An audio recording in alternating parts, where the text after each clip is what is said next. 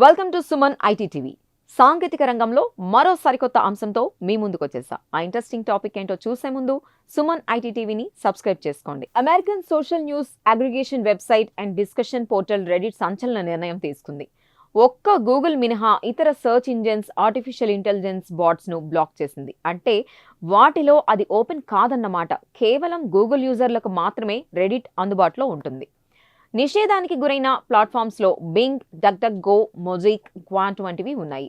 New content కోసం అవి రెడిట్ను వాడలేకపోతున్నాయి. గత వారం నుంచే ఈ బ్యాన్ ప్రక్రియ మొదలైంది. ఇదే విషయాన్ని టెక్ జైంట్ మైక్రోసాఫ్ట్ కూడా కన్ఫర్మ్ చేసింది. తమ సర్చ్ ఇంజిన్ బింగ్ కూడా ఆ లిస్ట్లో ఉన్నట్టు తెలిసింది. టెక్ కంపెనీలు ఏఐ మోడల్స్ ను ట్రైన్ చేస్తాయి కదా, ఆ ప్రాసెస్ లో రెడిట్ డేటాను అవి వాడకుండా అడ్డుకట్ట వేసేందుకు ఇలాంటి డెసిషన్ తీసుకున్నట్టు తెలుస్తోంది.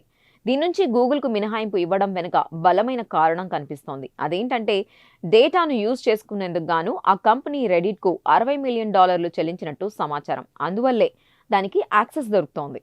చూసారు కదా, ఇవి టెక్ కి సంబంధించిన అప్డేట్స్. ఇలాంటి మరిన్ని విశేషాల కోసం సుమన్ ఐటీ టీవీని మిస్ కాకుండా చూడండి. Thank you for watching this video.